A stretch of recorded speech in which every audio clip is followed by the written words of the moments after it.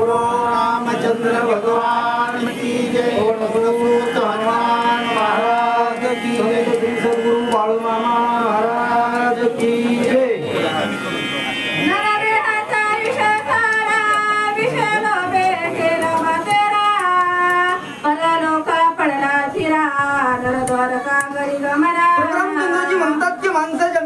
जन्माला आल्याच्या नंतर त्या ठिकाणी असणारा पूर्णपणे नरदेहाला मिळालेलं जे आयुष्य ते आयुष्य असणारा काय करतात विषयामध्ये घालवतात, त्यांना परमार्थ त्या ठिकाणी आवडत नाही।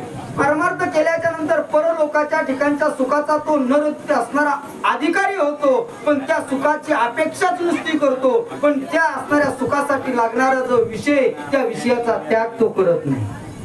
विषय असणारा त्या ठिकाणी त्याला घेऊन बसतो, म्हणून त्याचं वाटोळ होतं।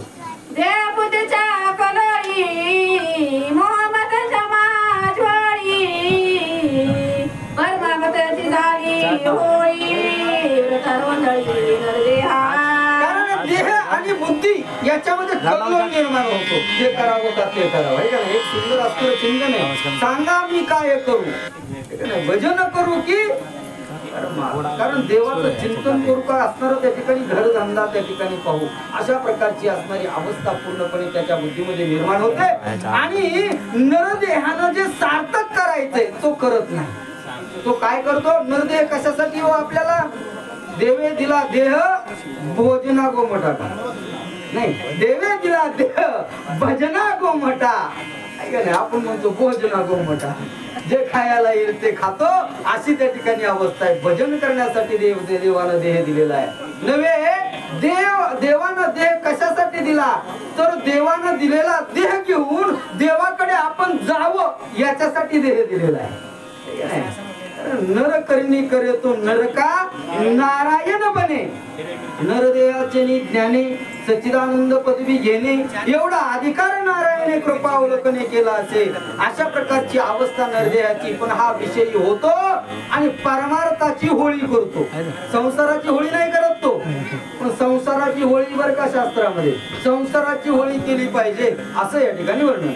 देवत विषय सुखा देही नाशिले सर्व सुखा, देही वंचिले मोक्ष सुखा, केवळ दुःख देह संग। आत्मा जो आहे तो आत्मा या देहाच्या संगतीला लागला आणि या देहाच्या संगतीनं विषय त्या ठिकाणी भोगू लागला आणि विषयामुळे काय झालं, स्वर्गाच्या ठिकाणचं जे सुख आहे त्या सुखाला त्यानं लाथाळलं।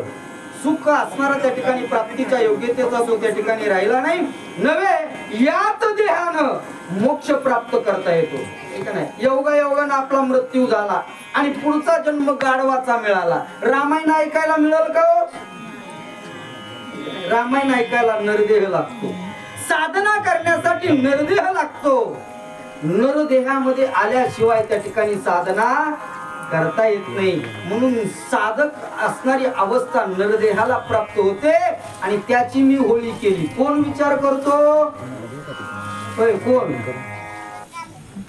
काही नाही, आपण आपलं कसं रात्री वाचली घेता आणि लोक म्हणजे रात्रातच गोंधळ मारा अशी अवस्था आहे का नाही? परंतु प्रभू रामचंद्रजीचं चरित्र पारमार्थिक कार्यातले विषय आठवणीत राहावे, ठीक आहे नाही? प्रभू रामचंद्रजी असणारे विश्वामित्राला म्हणतात, हे ऋषीवर्या इतका हा वाईट देह, या देहाच्या संगतीला आत्मस्वरूप असणारं लागलं आणि स्वतःच वाटोळ करून त्यानं घेतलेलं आहे। म्हणून कशाचं सुख आहे बाबा आणि तू सुखाची अपेक्षा तुम्ही करता असं त्या ठिकाणी बोलताय। शतवर्ष विषयाशक्ती एक इंद्र नोये तृप्ती, उत्तम आयुष्य झाली माती, केवळ पत्ती। सुंदर विषय सांगितलेला ग्रंथ करते। एवढा जरी विषय आपल्याला या भूमीतला समजला ना तर सगळं रामायण समजलं बरं का। 100 वर्षाची गणना, माणसाच्या आयुष्याची किती असणारी गणना आहे? 100 वर्षाची, 100 वर्षाची। आणि या 100 वर्षामध्ये पंच ज्ञानेंद्रियापैकी एकाही इंद्रियाचे विषय आपण पूर्ण करू शकत नाही, ठीक आहे नाही? आणि ते विषय पूर्ण करण्यामध्ये पूर्ण आयुष्य घालवतो आणि शुद्ध परमार्थाला असणारा विसरून जातो। डोळ्याला वाटलं टीव्ही बघावा, टीव्ही बघता बघता डोळे जातात, पण डोळे कशासाठी? डोळे तुम्ही घ्या रे सुख पहा विठोबाचे मुख, आहे का नाही? देवाचं मुख पाहण्यासाठी डोळे। कान ऐकूनही ते ऐकण्यामध्ये घालवतो. पण रामायण कधी ऐकत? आता सगळे विषय नाही सांगत बसू, फक्त नातानी एक विषय सांगितला येतो. कोणताही एक विषय 100 वर्षाच्या आयुष्यामध्ये पूर्ण होऊ शकत नाही. म्हणून विषयाच्या पाठीमागं धावू नये माणसाने. विषय कसे सांगू का? आपल्याला थकवणारे विषय ते पुढं पळतात आणि आपण त्याच्या मागे. विषय आपल्याला कधी हाती लागत नाहीत अशी अवस्था विषयांची आहे. म्हणून विषयाचा त्याग केला पाहिजे. नाही करता आला ना, नका करू बरं का. पण विषय देव करा. विषय तो त्यांचा झाला नारायण ही तरी अवस्था त्या ठिकाणी करता आली पाहिजे असं इथं वर्णन. मानिती केवळ मूर्ख, देह संग केवळ दुःख, गर्भन राखा भोगावी. देहाच्या संगतीला लागल्याच्या नंतर सर्व या देहाला वाचण्यासाठी ठिकाणी जो तो मूर्ख आहे. मूर्ख बरं का.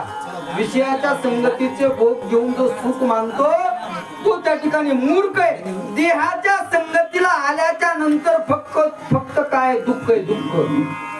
सुखाची अपेक्षाच नाही करायची. देहाचा जर तुम्ही लाड पुरवायला लागलाव ना तर सुख कधीही तुम्हाला मिळणार नाही. अशी अवस्था या ठिकाणी देहाची आहे असं नाथांनी इथं वर्णन केलेलं. पुंडलिक प्रभू रामचंद्र भगवान की जय.